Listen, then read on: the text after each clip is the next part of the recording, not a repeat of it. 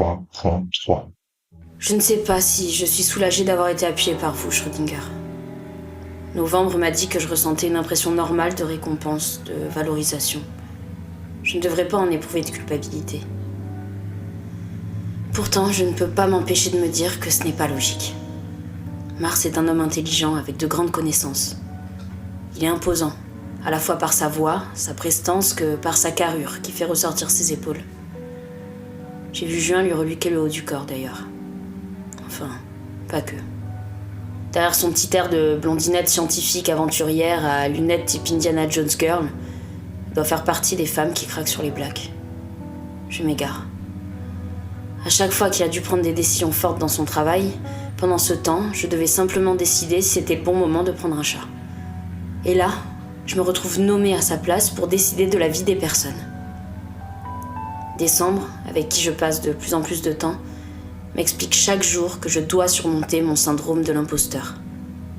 C'est évidemment plus simple à dire qu'à faire.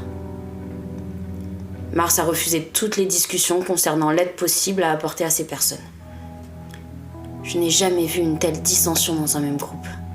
Entre mai, ambivalente, dont je ne comprends pas les réflexions, juillet qui nous investigue, octobre qui partage la fatalité à accepter, un peu comme septembre, avec sa main invisible qui ferait que les choses arrivent parce qu'elles doivent arriver. En face, juin soutient explicitement la position et la sensibilité de novembre, tout comme avril qui, derrière ses analyses biologiques, se révèle être un homme touchant, introverti et émotif. Bon, août s'en moque toujours autant et décembre refuse de s'impliquer et fait davantage office de bras droit à mes côtés. Février... vous savez.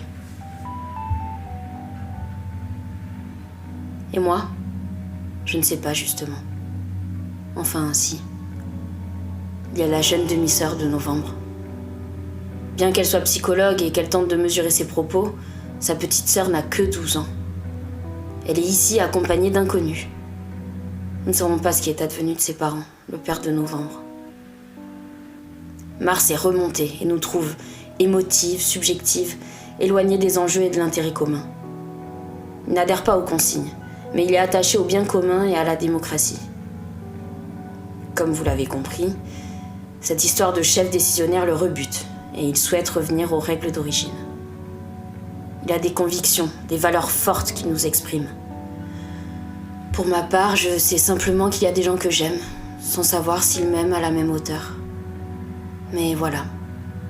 Hormis ça, ma seule vraie valeur revient à l'amour en fait. Je comprends ici qu'il va falloir que je me bouge sérieusement, sans quoi je ne survivrai pas psychologiquement ici dans ces circonstances.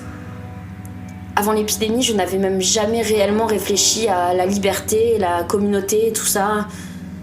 Toutes ces conneries. Poursuivez en 3, 4.